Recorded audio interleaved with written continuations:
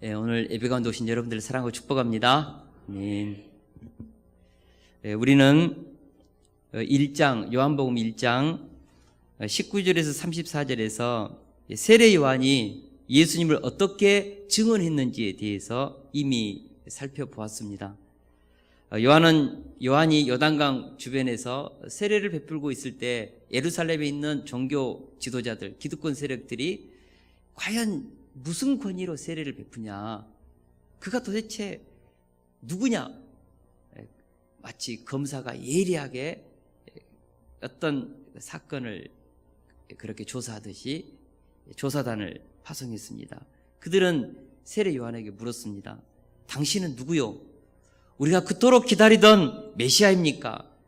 말라기 선지자 이후 400년 동안 이스라엘 백성들은 메시아를 기다렸습니다. 당신이 바로 그 메시아입니까? 세례 요한을 통하여 나타나고 있는 어마어마한 하나님의 기름 부심, 하나님을 통하여 일어나는 회개의 역사를 보면서 그들은 그리스도가 과연 오셨는가 의심이 들 정도로 세례 요한을 통하여 나타나는 하나님의 역사의 열매가 있었습니다. 그때 세례 요한은 말합니다. 나는 그리스도가 아닙니다.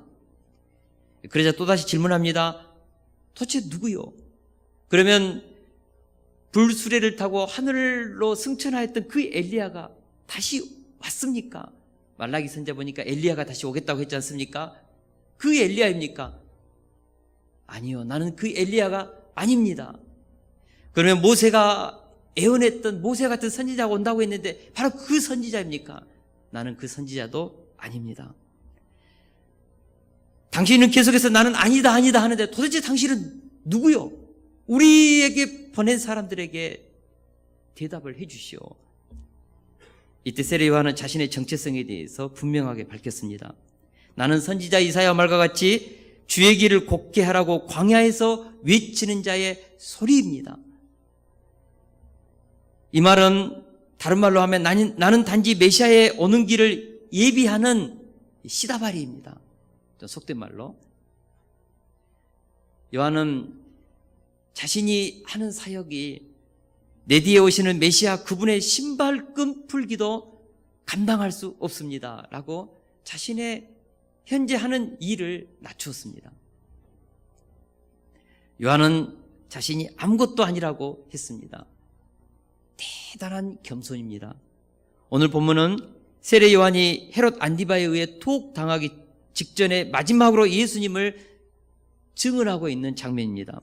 오늘 본문 말씀을 통하여서 다시 한번 세례 요한의 겸손과 그의 그 구속사 지향적인 사고, 도대체 그는 흥하여 하겠고 나는 쇠하여 하리라 라고 말했던 그 세례 요한의 그 겸손이 어디로부터 나왔는가? 구속사 지향적인 그 세례 요한의 사고에 대해서 같이 생각해 보기를 원합니다. 우리 22절에서 24절 말씀을 같이 한번 읽겠습니다. 22절에서 24절 말씀입니다. 시작. 그 후에 예수께서 제자들과 유대 땅으로 가서 거기 함께 유하시며 세례를 베푸시더라. 요한도 살렘 가까운 에논에서 세례를 베푸니 거기 물이 많음이라. 그러므로 사람들이 와서 세례를 받더라. 요한이 아직 옥에 갇히지 아니하였더라. 아멘. 니고데모와 거듭남에 대해서 대화를 나누었던 그때가 바로 유월절 기간이었습니다. 우리가 3장 1절에서부터 니고데모와의 거듭남에 대해서 예수님께서 얘기를 나눴지 않습니까? 이제 이 유월절이 끝나고 예수님은 그의 제자들과 함께 예루살렘을 떠나 유대 지방으로 가셨다라고 말하고 있습니다. 그리고 그곳에서 세례를 베풀었습니다. 이때 세례는 예수님이 베푼 것이 아니라 제자들이 베푼 것입니다. 왜냐하면 요한복음 4장 2절에 보니까 예수께서 친히 세례를 베푸신 것이 아니요 제자들이 베푼 것이다, 그렇게 설명하고 있기 때문입니다. 동시에 세례 요한도 예루살렘 가까운 에논이라는 지방에서 세례를 베풀고 있었습니다. 생각해 보십시오. 우리가 마태복음 4장 11, 12절에 보면 예수님은 40일 동안 광야에서 금식하며 마귀에게 시험을 받으시고 나서 곧바로 세례 요한이 옥에 갇혔다라고 기록되어 있습니다. 그래서 마치 예수님이 공생애를 시작하자마자 세례 요한은 옥에 갇혔다, 그렇게 우리가 이해하는데, 요한복음에 보면 그렇지 않습니다. 세례 요한의 그 세례의 사역은 예수님이 공생애를 시작하고 있는 거의 1년여 동안 같이 겹칩니다. 다시 말하면 예수님의 공생애의 사역 1년과 세례 요한의 세례 주는 사역이 함께 동시적으로 일어났다는 것입니다. 결국 예수님의 공생애와 세례 요한의 사역이 동시에 진행된 결과로 이 두 사역 사이에 충돌, 긴장감이 일어났습니다. 바로 그것이 오늘 본문의 시발점입니다. 예수님의 공생애와 세례 요한의 세례 사역이 겹칠 때 어떤 갈등이 일어났는지 25절에서 26절 말씀을 우리 같이 한번 읽어보겠습니다. 시작. 이에 요한의 제자 중에서 한 유대인과 더불어 정결의식에 대하여 변론이 되었더니 그들이 요한에게 가서 이르되 랍비여, 선생님과 함께 요단강 저편에 있던 이 곧 선생님이 증언하시던 이가 세례를 베풀매 사람이 다 그에게로 가더이다. 아멘. 한 유대인이 세례 요한의 제자에게 찾아와서 한 가지 질문을 던졌습니다. 예수님의 세례와 너희 스승의 요한의 세례 중에 누구의 세례가 더 효력이 있냐? 물은 것이죠. 이 일로 심각한 변론이 일어났습니다. 이것은 요한의 세례 사역과 예수님의 세례 사역 중에 누구의 세례가 더 권위가 있냐? 누구의 세례가 더 은혜롭냐? 요한의 세례와 예수님이 준 이 세례 사이에 누가 더 하나님이 인정하는 그런 능력이 있냐? 굉장히 이건 자존심이 걸린 문제입니다. 이때 세례 요한의 제자가 답변했을 것입니다. 이렇게 답변했을 것입니다. 제가 추측해 보건대, 봐라, 우리 스승 세례 요한이 예수님이 지금 하고 있는 그 세례보다 더 일찍 시작했다. 그리고 예수님도 우리 스승 세례 요한에게 물세례 받았다. 우리 스승 세례 요한이 더 권위가 있고 능력이 있다. 왜 그것도 모르고 그러냐? 그러니까는 이 유대인이 질문한 것입니다. 아니, 그렇게 그 스승이 세례 요한이 능력 있고 권위가 있다면 왜 사람들이 이쪽으로는 자꾸 줄어들고 예수님 쪽으로 사람들이 몰려가냐? 굉장히 자존심 상한 말을 들은 것입니다. 이 문제로 유대인과 변론하던 세례 요한의 제자가 기가 죽고 자존심이 상해서 세례 요한 스승에게 찾아와서 지금 볼멘 소리로 말하는 것입니다. 랍비여, 선생님과 함께 요단강 저편에 있던 곧 선생님이 증언하시던 이가 세례를 베풀매 사람이 다 그에게로 갑니다. 다시 말하면 지금 자기의 스승 요한이 세례 베푸는 쪽으로는 사람이 조금씩 줄어들고 예수님 쪽으로 사람이 몰려간다는 거예요. 그래서 지금 이 제자가 기분이 나빠가지고 그렇게 말하는 것입니다. 랍비야, 자기 스승 세례 요한에게를 랍비야 라고 하고, 그리고 예수님에게는 뭐라고 합니까? 요단강 저편에 있는 개역 성경에는요, 요단강 저편에 있는 자, 그랬습니다. 그러니까 예수님을 깎아내리고 자기 스승은 랍비 수준이고 저쪽에 있는 자는 별것도 아닌데 막 그쪽으로 간다는 식으로 그렇게 지금 말하고 있습니다. 저는 이 세례 요한의 제자의 마음이 이해가 돼요. 만약에 우리 세습교회에서 개척교회를 이제 했다고 칩시다. 근데 그쪽 교회에서는 막 성령의 기름 부심이 임하고 막 성도들이 나날이 부흥하고, 우리 교회는 성도들이 자꾸 떠나고 막 수가 자꾸 오그라들고 해서 아주 그렇게 지금 쇠퇴하고 있어요. 한쪽은 부흥하고 있고, 우리가 개척했던 교회는 그 소리를 예를 들어서 우리 권사님이 아니면 장로님이 와가지고 그런답디다 그러면은 제 마음이 유쾌하겠어요? 그러냐고 하나님이 하셨겠죠.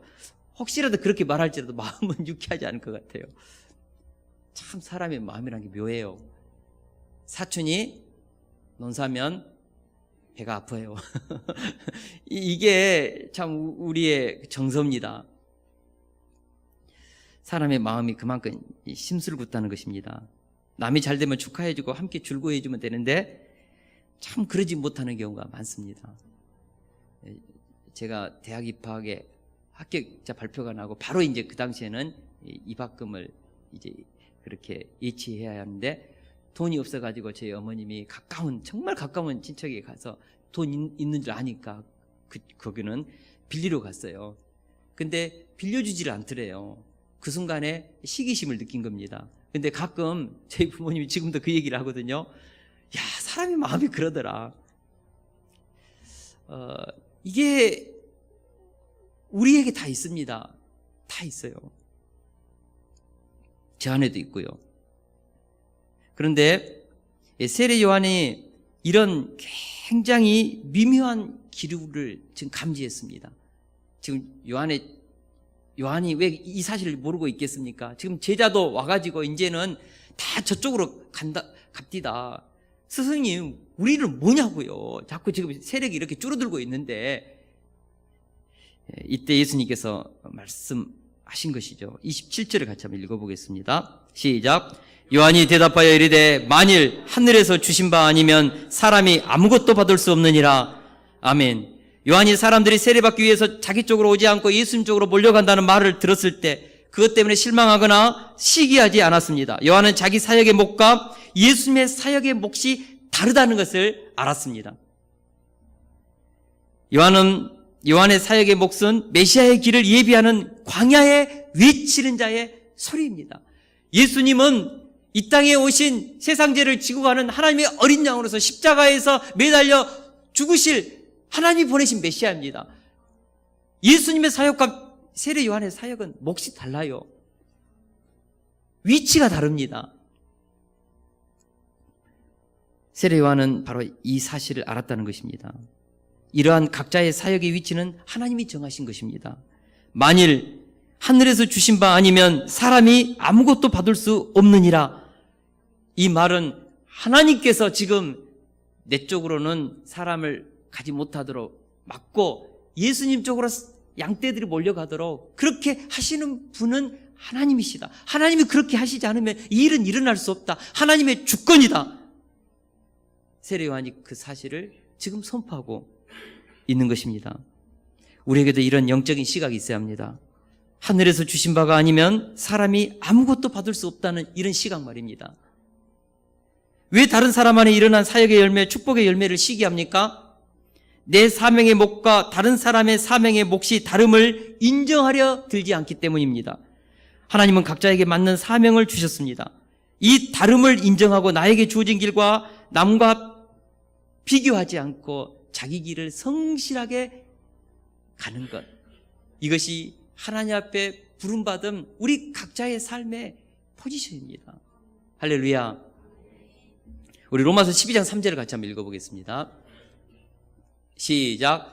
내게 주신 은혜로 말미암아 너희 각 사람에게 말하노니 마땅히 생각할 그 이상의 생각을 품지 말고 오직 하나님께서 각 사람에게 나누어 주신 믿음의 분량대로 지혜롭게 생각하라. 아멘.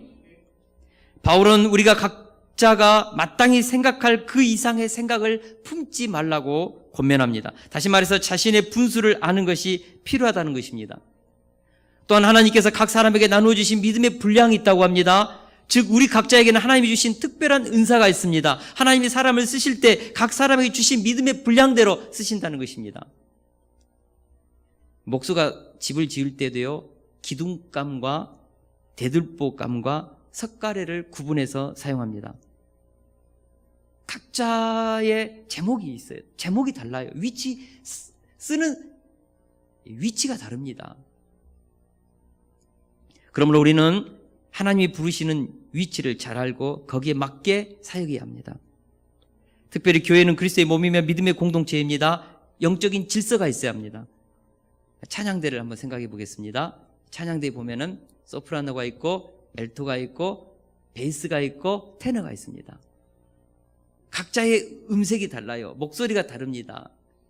하나님이 주신 각 사람의 목소리가 있습니다. 근데 이것이 정말 자신에게 준 이 목소리를 있는 그대로 내주면 아름다운 화음이 됩니다. 그런데 소프라노가 엘토 목소리가 들어보니까는 좀 멋있어요. 에이 모르겠다고 그냥 소프라노가 엘토 소리를 내고 베이스는 내 목소리 왜 이래? 좀 올라가는 테너 소리 좀 내면 안 돼? 하고 예를 들어서 어린다고 칩시다. 그 찬양이 어떻게 되겠습니까? 소음이죠, 소음. 아름다운 화음이 나오는 것은 자기의 목소리를 있는 그대로 악보를 쫓아서 내주면 돼요. 부르심을 쫓아서 내주면 돼요. 그러면 아름다운 화음은 하나님이 이루십니다. 신앙 공동체 안에서 자신에게 주어지는 위치, 이 위치를 각자가 잘 지키고 하나님이 자기에게 주신 그 은사를 잘 발휘하면 하나님의 공동체는 아름답게 꽃피우죠. 이 질서를, 이 믿음의 분량을, 하나님이 부르시는 위치를 우리가 잘 지키는 것입니다. 세례 요한은 예수님의 사역의 포지션과 자신의 사역의 포지션이 다름을 알고 마땅히 생각할 그 이상을 생각하지 않았다는 것입니다. 사역의 열매가 자기 쪽은 줄어들고 예수님 쪽으로 더 몰려든다고 시기하지 않았습니다. 이제 세례 요한은 자신의 사명을 다 감당한 것입니다.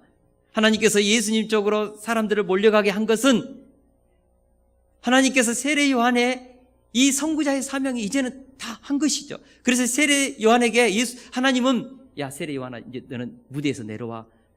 이제 내 아들 메시아가 이제 이 새로운 사역을 펼쳐가니까 이것을 하나님이 주권적으로 지금 이루고 계시다는 것을 세례 요한이 감지했다는 것입니다. 하나님이 하시지 않으면 결코 이런 일이 일어날 수 없다. 세례 요한은 즉각적으로 이 현상을 영적으로 깨닫는 것입니다. 얼마나 위대한 그런 영적인 시각입니까? 얼마나 위대한 자기 사역에 대한 지혜로운 인식입니까? 우리도 내 사명의 길과 다른 사람의 사명의 길을 비교 평가하지 말아야 합니다. 나의 부르심과 저 사람의 부르심이 다릅니다. 내가 가지고 있는 은사와 저 사람이 가지고 있는 은사가 다릅니다. 하나님이 그래서 각자에게 맡겨준 직분이 다릅니다. 우리는 서로 조화를 이루면서 함께 하나님의 구속사를 만들어가는 동지이지 적이 아닙니다. 그래서 아군에게 총 쏘면 안 됩니다. 우리 세속교회 공동체는 다 함께 하나님의 나라를 이루기 위해서 각자 부르심의 자리에서 자기 나름대로 최선을 다하면서 한 걸음 한 걸음 나아가고 있는 우리는 하나님의 구속사의 동역자입니다.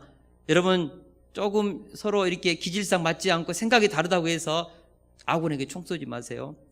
가끔 뉴스에 보면 군대에서요, 같은 내무만에 총 쏘는 좀 그런 사람이 있어요. 수리탄도 그쪽에다 던지고. 어떤 사람이죠? 정신적으로 아주 문제가 있다든지 아니면 또라이든지. 좀 표현이 과격합니까? 우리는 하나님의 부르심을 받은, 하나님의 구속사를 위해서 부름받은 우리는 하나님의 구속사의 동역자들입니다. 저는 우리 세속교회 성도님들이 이 사실을 깊이 있게 인식하고 인지할 수 있기를 축원합니다.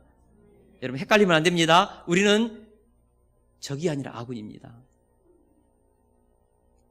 그래서 우리는 서로에게 아무리 그 사람이 가지고 있는 은사가 멋있게 발휘돼서 사람들이 인정하고 그 사람에게 칭찬해도 그 사람을 시기하면 안 됩니다.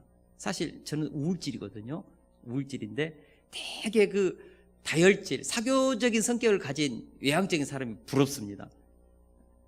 같이 우리 그 목성연에서 활동하고 있는 서용수 목사님이 계세요. 근데 그분이 굉장히 외향적이에요. 사람을 만나면 들었다 놨다 하고 한번 강의를 하면은 눈물 콧물 빼고 막 웃겼다 울렸다 할 수 있는, 왜 나는 저런 능력이 없지? 왜 저런 은사가 없지? 되게 부럽거든요. 근데 또 제게는 또 제 나름대로 은사의 그 기질이 있습니다. 그죠? 비교평가하면 안 되죠. 그래서 우리는 서로에 대해서 항상 우리는 동역자이니까 칭찬하고 지지하고 격려하고 동기부여해 줄 수 있어야 합니다. 저를 한번 따라서 하겠습니다. 칭지격동합시다. 이것이 무슨 이 뚱땅치 같은 소리인가? 칭찬하고 지지하고 격려하고 동기부여합시다. 그 뜻입니다. 다시 한번 따라하겠습니다. 칭지격동합시다. 우리가 자꾸 칭찬, 지지, 격려, 동기부여해야 됩니다. 아내는 왼수가 아닙니다. 누구죠? 나의 반쪽짜리, 내 동역자죠. 저는 이것이 헷갈려가지고 최선희 사모가 매 지적하고 설교는 이렇게 해야 한다고 하면 나를 너무너무 괴롭게 한다고 그러면서 때로는 왼수처럼 생각한 적이 있었거든요. 인지 왜곡이죠. 얼마나 나를 사랑하는가. 이것을 제가 이제 아는 것이죠. 우리 28절을 같이 한번 읽겠습니다. 28절 말씀입니다. 시작. 내가 말한 바 나는 그리스도가 아니요 그의 앞에 보내심을 받은 자라고 할 것은 증언할 자는 너희니라. 아멘. 세례 요한은 다시 한번 내가 누구인지를 밝힙니다. 나는 그리스도가 아니다. 나는 단지 그의 앞에 보내심을 받은 선구자일 뿐이다. 그래서 제자들인 너희가 우리 선생님은 그리스도가 아니요 단지 메시아를 증언하는 선구자일 뿐입니다 라고 너희들이 증언해야 될 것이 아니냐. 나는 지금까지 증언했으니까 시기하지 말고 질투하지 말고 지금 세례를 베푸고 있는 그분은 메시아니까 너희들이 그분은 메시아다라고 증언해야 된다. 지금 세례 요한은 그렇게 말하고 있습니다. 얼마나 엄청난 말입니까? 여러분, 내가 누구인지를 아는 것이 너무나 중요합니다. 내가 누구인지 나의 삶의 포지션을 정확하게 알 때 마땅히 생각할 그 이상의 생각을 품지 않고 믿음의 분량대로 지혜롭게 생각하기 때문입니다. 사람이라면 누구든지 이런 유혹이 있습니다. 인기가 올라가고 자신의 지위가 확고해지고 누군가로부터 존경을 받게 되면 경계선을 넘어가는 경향이 있습니다.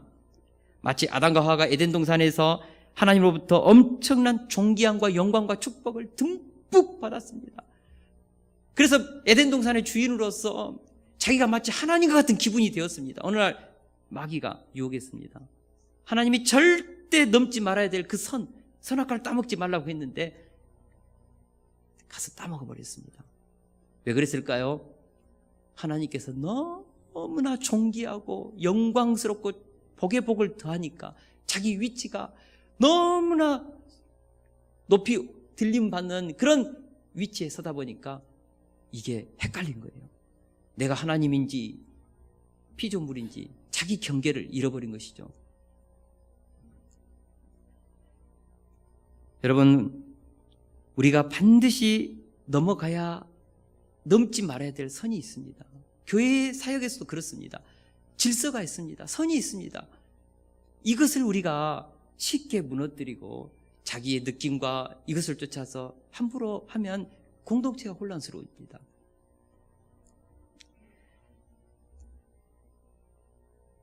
우리는 하나님이 우리에게 주시는 선을 지킬 때 행복이 지켜지고 행복이 꽃이 피는 것이죠.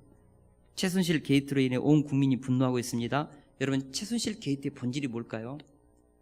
최순실 씨가 국민은 박근혜 대통령님을 뽑았는데 너무나 친하고 격의가 없고 그래서 지금까지 자기가 투자했기 때문에 그분이 대통령이 될 때 자기도 대통령이 된 줄 알고 이 절대로 넘어가야 되지 말아야 될 선을 넘었습니다. 대통령처럼 행동해버린 것이죠. 그래서 주일 오후가 되면 3인방과 함께 국정을 의논하고 지시하고 간섭하고 그랬다는 것이죠. 결국 이 일로 박근혜 대통령이 탄핵받고 본인은 지금 감옥에 있습니다. 내가 누구인지 자신의 위치를 아는 것이 중요합니다. 세례 요한은 아무리 자신의 인기가 올라가고 사람들이 그리스도가 아닌가 할 정도로 존경하고 수많은 사람이 세례 요한에게 찾아와 제자가 되고 그의 삶의 영향력이 온 나라에 끼칠 때도 나는 그리스도가 아닙니다. 나는 엘리야도 아닙니다. 나는 모세가 아닙니다. 나는 광야에 외치는 자의 소리로서 주의 길을 곱게 하는 선구자일 뿐입니다. 라고 자신의 위치, 포지션을 정확하게 그는 선포하고 넘지 말아야 될 그 선을 넘지 않고 자기 분량에 쫓아서 자신의 자리를 이탈하지 않았다는 것이죠. 이것이 세례 요한의 위대성입니다. 결국 자신의 사명의 포지션과 내가 누구인지 분명히 자신의 정체성을 알았던 세례 요한은 예수님께로부터 사람들이 몰려들자 시기하기는커녕 오히려 기뻐하는 것입니다. 29절을 같이 한번 읽겠습니다. 29절 말씀 시작. 신부를 취하는 자는 신랑이나 서서 신랑의 음성을 듣는 친구가 크게 기뻐하나니 나는 이러한 기쁨으로 충만하였노라. 아멘. 좀 이렇게 이건 이렇게 싹 선명하게 들어오지 않죠. 그래서 제가 세 번역을 보니까 이렇게 되어 있습니다. 같이 한번 읽어보겠습니다. 시작. 신부를 차지하는 사람은 신랑이다. 신랑의 친구는 신랑이 오는 소리를 들으려고 서 있다가 신랑의 음성을 들으면 크게 기뻐한다. 나는 이런 기쁨으로 가득 차 있다. 아멘. 유대인의 결혼 풍습에 보면요, 신랑의 친구는 아주 중요한 역할을 감당했습니다. 요즘 같으면 마담 뚜가 이렇게 신랑과 신부를 이렇게 매칭하기도 하고, 요즘에는 인터넷을 보고 이렇게 서로 조건을 보면서 맺어주기도 하는데, 유대 사회에서, 과거의 유대 사회에서는 친구들이 주로 신랑과 신부를 맺어주는 중매 역할을 했습니다. 그리고 신부를 결혼식 때는 신부를 신랑에게 안전하게 데려다주는 역할도 감당했고, 결혼식에서는 신랑의 들러리가 되고 실제적인 결혼식의 사회자가 되고 결혼식을 주관하는 그런 일까지도 다 친구들이 했다고 합니다. 세례 요한은 이 비유에서 자신은 신랑의 친구라는 위치에서 신랑과 신부를 맺어주고 이 결혼식을 다 이렇게 들러리가 되어서 두 사람이 행복하게 결혼하는 이 모습, 신부되는 성도들과 신랑 되신 예수 그리스도가 서로 만나서 행복하게 하나님의 구원의 기쁨을 나누는 이것을 보는 것만으로도 나는 기쁘다. 나는 친구로서 신부와 신랑이 만나주는 이 결혼식의 이 아름다운 장면을 보는 것만으로도 나는 기쁘다. 와, 이것이 세례 요한의 관점이었고 마음이었습니다. 진실한 마음이었습니다. 예수님 쪽으로 사람이 간다고 해서 나는 뭐야? 나중에 보면 세례 요한이 결국 헤롯 안디바에게 체포되어서 감옥에 갇혀서 참수당하지 않습니까? 그래서 목이 쟁반에 들려져서 헤롯의 안디바의 생일날 그렇게 그곳에 바쳐지지 않습니까? 인간적으로 생각하면 불행하죠. 그러나 하나님이 세례 요한에게 주신 그 사역의 포지션이었습니다. 세례 요한은 그것을 받아들였고 예수님이 새 역사에 등극할 때 자신이 사라지는 것에 대해서 하등의 갈등을 느끼지 않았고 시기하지 않았다는 것입니다. 이제 세례 요한은 결론적으로 말합니다. 30절을 같이 한번 읽겠습니다. 시작. 그는 흥하여야 하겠고 나는 쇠하여야 하리라. 제가 이 말씀을 묵상하면서 충격을 받았습니다. 이 말은 요한복음에 나오는 세례 요한의 마지막 진술로서 그의 선지자적인 위대성을 보여주는 구절입니다. 예수님은 이런 요한을 향하여 여자가 낳는 자 중에 세례 요한보다 더 큰 이가 없다고 했습니다. 그는 흥하여야 하겠고 나는 쇠하여야 하리라. 엄청난 세례 요한의 영성이죠. 우리에게 이런 영성이 있어야 한다고 믿습니다. 미국의 심리학자 메슬로우가 주장했던 5단계 인간 욕구가 있습니다. 우리 하브르트 할 때 다 배웠는데, 첫 번째 욕구가 생리적인 욕구입니다. 의식주, 수면, 성욕에 대한 욕구로서 생명을 유지하기 위한 가장 기본적인 욕구입니다. 두 번째 욕구는 안전의 욕구.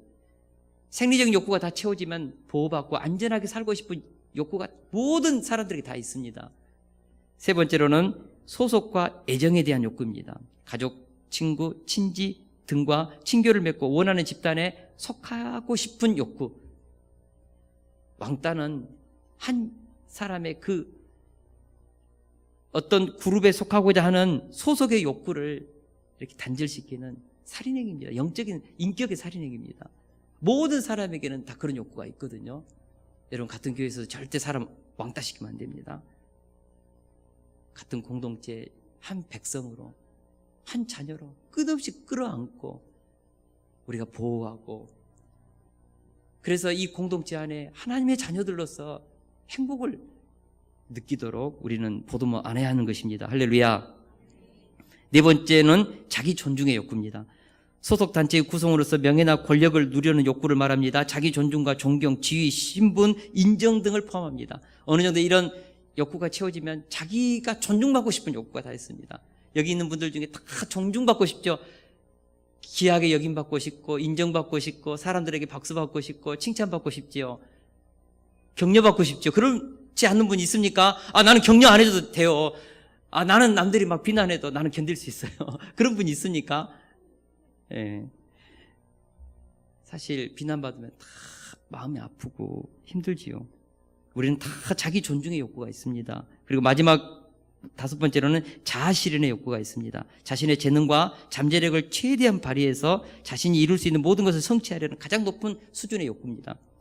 이처럼 인간 안에 거대한 다섯 가지 이런 그 욕구가 있는데, 이런 욕구는 우리의 행동을 유발시키는 그런 동기가 됩니다. 그런데 세례 요한은 메슬로우가 주장하는 자기 존중의 욕구와 자아 실현의 욕구를 철저히 부인하고 오로지 예수님만을 드러냈다는 것입니다. 나는 쇠하야 하고 그분은 흥하야 하리라. 자신이 존중받고 싶을 때에, 인정받고 싶을 때에 자아 실현을 해야 될 그런 극점에 와 있을 때 자기를 낮추고 예수님을 높였다는 것입니다. 어떻게 이룰 수 있는가? 어떻게 자신의 그 자아 존중의 욕구와 자아 실현의 욕구를 철저히 부인하고 예수님의 사역은 흥하고 자신은 사역은 쇠하야 하리라고 외칠 수 있는가? 자기 이름은 사라져야 하고 예수님의 이름은 높아져야 한다고 말할 수 있는가? 자신은 역사의 현장에서 물러날 때가 되었고 예수님은 새 역사의 주인공이 되어야 한다고 말할 수 있을까? 여러분, 예수님과 세례 요한은 나이 차이가 몇 살 나죠? 6개월 차이가 납니다. 6개월 차이입니다. 6개월 차이. 둘 다 결혼하지 않고 현재 30대의 뜨거운 열정을 가진 청장년기에 있습니다. 특별히 세례 요한은 기껏해야 1, 2년 정도 사역밖에 하지 않았습니다. 저같이 목회 예를 들어 담임 목회 한 7년 정도 해보고 그러면은 좀 미련이라도 없고 그러죠. 근데 1, 2년밖에 안 해봤다고요, 지금 사역을. 근데 지금 자기 사역은 내려앉고 예수님의 사역은 뜨고 있습니다. 세례 요한은 여전히 젊고 유능했고 수많은 제자들이 따르고 있었고 그 이름은 한참 뜨고 있는 단계입니다. 출신 성부도 세례 요한은 제사장 가문 명문가이고 예수님은 목수의 아들 가난한 나사렛 출신, 시골 출신, 별 볼 일도 없습니다. 인간적으로 친인척 관계입니다. 당시 사회적인 인식에서도 세례 요한의 인지도가 사실은 훨씬 더 높았습니다. 예수님이 이제 공생애를 시작하고 이제 이름이 알려지는 단계죠. 자, 한번 생각해 보세요. 우리가 잘 알고 있듯이 질투의 특성 중에 하나는 자기와 관계없는 사람에 대하여는 거의 질투를 하지 않습니다. 옷가게를 하는 사람은 어떤 농부가 농사를 잘 지어가지고 돈 많이 벌었더라 질투할까요, 안 할까요? 절대 하지 않습니다. 회사원은 같은 동네에 식료품이 잘 돼가지고 정말 집 한 채 샀다더라 질투할까요, 안 할까요? 그렇고 있지 뭐. 어떨 때 질투합니까? 같은 분야에서 경쟁관계에 있을 때 질투가 납니다. 질투의 불길이 아주 가까운 인간관계에서 작동한다는 것을 우리가 기억한다면 예수님에 대한 세례 요한의 나는 쇠하야 하겠고 그는 흥하야 하리라, 이 말은요 정말 충격적입니다. 지금 같이 구속사를 위해서 일하고 있어요. 같은 나이대예요. 30대 6개월밖에 차이 안 나요. 집안도 인척관계예요. 어떻게 이렇게 할 수 있었을까? 제가 한번 묵상해 봤습니다. 제자가 예수님 쪽으로 다 사람 가고 스승 쪽으로는 지금 사람도 별로 안 오고 우리 세력 지금 쪼그라들고 있고 우리가 뭡니까 지금? 우리 망해가고 있습니다. 좀 기분 나쁘잖아요. 뭐지 이게? 그래서 한번 생각해 보고 좀만 기다려봐. 그리고 막 생각해가지고 그는 나는 쇠하야 하겠고 그는 흥하야 하리라 그렇게 말했을까요? 그렇지 않습니다. 이것은 그 말을 들었을 때 세례 요한의 머릿속에 그냥 나온 대답이었습니다. 세례 요한의 평소의 생각이었고 그의 잠재의식 속에 새겨진 그의 마음이었습니다. 예수님은 메시아, 자기는 그 예수님의 길을 예비하는 하나의 선구자, 자기는 그리스도가 아니에요. 이것은 세례 요한의 깊은 뼛속에 그의 마음 깊은 중심 속에 있었던 세례 요한의 진심이었습니다. 그래서 금방 그렇게 나오는 것이죠. 그건 인격이었습니다. 세례 요한의. 제가 이런 세례 요한을 묵상하면서 어떻게 이런 세례 요한의 영성을 가질 수 있을까? 제가 곰곰이 한번 생각해 봤습니다. 세례 요한의 그 자기 중심성과 자기 욕망이 없는 그 마음, 그의 마음속에는 오로지 하나님의 나라와 하나님의 구속사만이 그에게 가득했다는 것이죠. 어떻게 이 영성을 내가 좀 배우고 나도 그렇게 가질 수 있을까? 자기 중심성으로 가득한 욕망이 우리의 삶을 지배하고 있다는 것을 저와 여러분들이 다 알고 있지 않습니까? 시기심과 질투심의 화신이 되어서 남이 잘 되는 것에 대해서 박수를 보내는 것이 불편하잖아요. 아니 어쩌면 이것은 아담의 타락 이후에 우리에게 가지고 있는 그런 정말 죄의 핵심일 수도 있습니다. 자기 중심성. 자기가 높임받고 자기 이름을 드러내고 싶고 자기가 인정받고 싶고 높임받고 싶고 다 이것이 우리에게 있지 않습니까? 인류의 최초의 살인 가인이 자기 동생 아벨을 죽였습니다. 뭘로 죽였습니까? 시기심 때문에 죽였습니다. 노아 이후 최초의 바벨탑 사건, 이 사건의 본질이 무엇입니까? 자기들의 이름을 내고 하나님과 같이 높아지고자 하는 인간의 본성으로 바벨탑을 쌓지 않습니까? 우리 중에 자기 왕국을 만들고 자기 바벨탑을 쌓고 싶지 않은 사람이 어디 있습니까?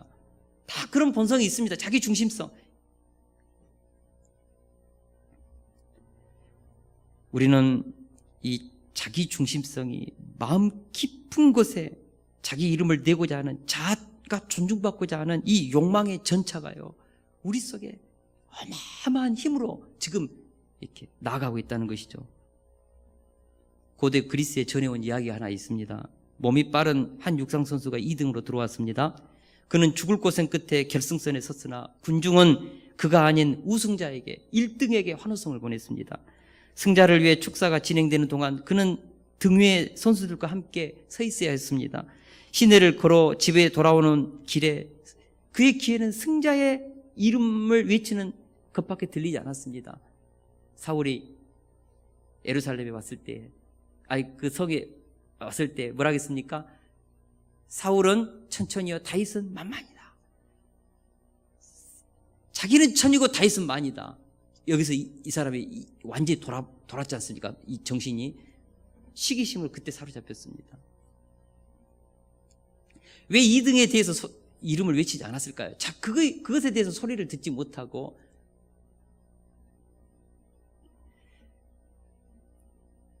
며칠 후 시내 한복판에 우승자를 기념하여 거대한 동상이 세워졌습니다. 2등 선수는 평생 하루하루 그 동상을 보며 자신이 패자임을 확인해야 했습니다.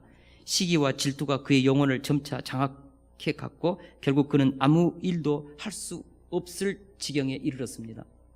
밤마다 잠 못 들었던 그는 어느 날 몰래 아무도 보지 않는 밤에 일어나서 정과 망치를 들고 그 동상에 가서 그 동상의 밑부분을 쪼아대기 시작했습니다. 밤마다 거대한 대리석은 조금씩 약해졌습니다. 그러던 어느 날 밤 생각지도 못했던 일이 벌어졌습니다. 계속해서 그 밑부분을 정으로 쪼아대는데요, 거대한 동상이 자기 앞으로 무너지는 것입니다. 깔려서 죽었습니다.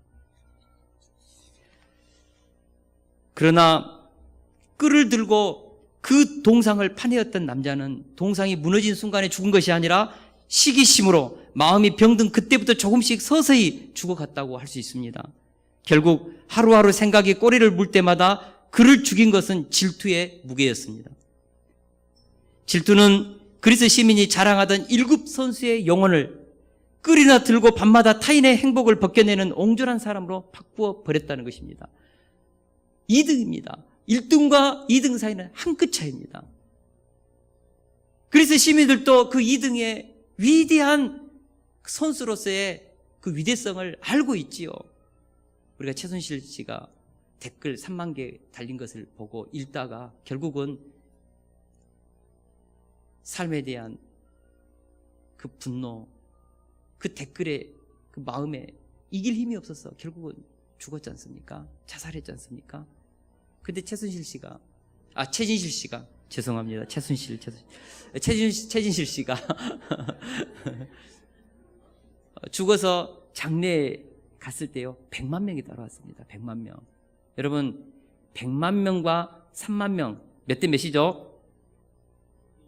100대 1입니까? 지극히 적은 수입니다. 100만 명에 비하면. 국민 대부분 최진실 씨 사랑했어요. 격려했고요. 여러분, 우리를 미워하고 비난하는 사람이 몇 명 될까요? 그래, 이빨 좋으니까 씹어라. 우리는 어떻습니까? 가면 되죠. 하나님이 우리에게 부르시는 부름을 향하여 너무 거기에 대해서 예민하게 반응하지 마십시오. 70억 인구 중에 몇 명입니까? 많아봐야 좀 속된 말로 우리 씹는 사람 몇 명 안 돼요. 다 좋아할 수 없잖아요. 좀 말을 세게 해서 죄송합니다. 사랑하는 동역자 여러분, 하나님 우리를 부르셨습니다. 우리에게 은사를 줬습니다. 오늘 세례 요한의 이 마음을 저와 여러분들이 가질 수 있기를 축원합니다. 욥기 5장 2절에 보니까 분노가 미련한 자를 죽이고 시기가 어리석은 자를 멸하느니라고 했습니다. 우리가 오늘 세례 요한이 고백한 그는 흥하여 하겠고 나는 쇠하여 하리라는 이 음성을 들읍시다.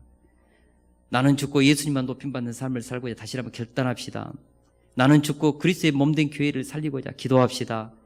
교회에서 일어난 일 중에 내가 맡은 영역이 아니라면 판단하고 정지하지 맙시다. 마땅히 생각할 그 이상의 생각을 품지 말고 각 사람에게 나눠주신 믿음의 분량대로 우리가 지혜롭게 생각합시다.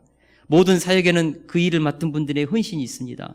그분들이 결정하고 수고하고 내린 결정에 대해서 우리가 어떻게 한다고요? 칭지격동해야 합니다. 다시 한번 따라하겠습니다. 칭지격동합시다. 이것이 안 되신 분들은요, 아예 그냥 집에다 써놓으세요. 칭지격동. 사람들이 저게 뭔 말이에요? 그러면 알려주세요. 칭찬하고 지지하고 격려하고 동기부여하는 것이 내 언어입니다. 우리가 교회 안에서 우리가 뭐가 없어야 합니까? 뒷담 없어야 합니다. 비난 없어야 합니다. 정말 없어야 합니다. 할렐루야. 교회는, 우리 세속교회는 검사, 판사 사라져야 합니다. 교회 공동체는 변호사 공동체입니다. 예수님께서 하나님 우편에 앉아 계셔서 우리를 위해서 강구한다고 했습니다. 다시 말하면 우리의 연약함과 부족함으로 넘어질 때마다 이 하나님 우편에서 우리를 위해서 끝까지 이 믿음의 길을 달려가도록 격려하면서 우리를 위해서 변호사가 되어서 기도한다. 성령님은 우리 속에서 탄식하며, 우리가 죄에 눌려서 넘어져서 기도할 바를 모르면 우리를 위해서 탄식하면서 일어서도록, 하나님이 알아듣도록 성령님이 우리의 대신해서 기도해 주신다. 예수님과 성령님은 우리의 변호사입니다. 누가 하나님의 자녀들에 대해서 비난합니까? 사랑하는 동역자 여러분, 우리는 사람을 살리는 제사장이 되어야 합니다. 구약에 나오는 제사장은 그 죄를 가지고 나온 사람들을 판단하지 않았습니다. 정죄하지 않았습니다. 우리가 누구입니까? 하나님의 택한 백성들도 왕같은 제사장이다. 무엇이죠? 우리는 살리는 사람들입니다. 생명 살려내야 합니다. 하나님의 몸된 교회 공동체 살려내야 합니다. 할렐루야. 영혼 살려내야죠. 제사장, 왕같은 제사장, 이것이 우리의 위치. 생명 안에서 왕 노릇하는 인생, 죽이는 인생이 아니라 생명 안에서 왕 노릇하는 인생, 이것이 우리의 포지션입니다. 할렐루야. 어떻게 하면 세례 요한처럼 그는 흥하고 나는 쇠하여 하리라, 이 스피릿, 이 영성을 가질 수 있을까? 제가 곰곰이 생각해 봅니다. 도대체 세례 요한이 이렇게 고백할 수 있는 그의 스피릿이 도대체 뭘까? 영성의 핵심이 뭘까? 한 가지입니다. 구속사 지향적인 사고입니다. 저를 한번 따라서 하겠습니다. 구속사 지향적인 사고를 가집시다. 하나님의 구속사입니다. 우리를 부르시는 이유가 하나님의 구속사를 이루기 위해서, 우리 한 사람 한 사람을 불렀고, 교회도 하나님의 구속사를 위해서 세워졌고, 예수님이 마지막 명령하는 것도 하늘과 땅의 모든 권세를 내게 주셨으니 너희는 가서 모든 족속으로 제자를 삼아 아버지와 아들과 성령의 이름으로 세례를 주고 내가 너에게 분부한 모든 것을 가르쳐 지키게 하라. 교회를 세우고 말씀을 가르쳐 지키게 해라. 구속사입니다. 이 일을 위해서 우리가 쓰임 받았습니다. 구속사 지향적인 사고를 어떻게 가질 수 있을까? 뭐죠? 성경 말씀을 매일매일 읊조리고 묵상하는 것입니다. 우리 박경옥 권사님이 이제 내년에는 우리 카톡방을 하나 운영할 거예요. 성경 읽기. 2도 가실 분, 3도 가실 분, 1도 가실 분 들어가가지고 매일매일 성경, 저도 이제 들어가가지고 이제 하고 있거든요. 우리 영미 집사님 지금 하고 계시고. 또 뭐 해야 됩니까? 학가드도 카톡방 가가지고 말씀 계속 읊조리고, 이번 주 말씀, 그는 흥하여 하겠고 나는 쇠하여 하리라. 이거 한번 하루 동안 3,000번 한번 읊조려 보세요. 이 말씀이 뇌 속에 들어오고 뼈 속에 새겨질 것입니다. 심지어는 어디까지요? 무의식 속에 하나님의 말씀이 우리를 장악해야 합니다. 그래야 제자가 스승님, 우리 쪽은 사람이 안 오고 예수님 쪽으로 다 간다고 합니다. 우리 뭡니까? 그럼 어떻게 됩니까? 그는 흥하여 하겠고 나는 쇠하여 하리라. 바로 나오는 거예요. 바로 나오는 거예요. 이게 인격화된 생각입니다. 세례 요한이 짜낸 생각이 아닙니다. 우리가 그 수준까지 가야 합니다. 제 마음 가운데 오늘 이 말씀 묵상하면서 그 수준까지 내가 가야겠구나. 정말 칭찬하고 지지하고 격려하고 동기부여하고 영혼을 살리고 세우고,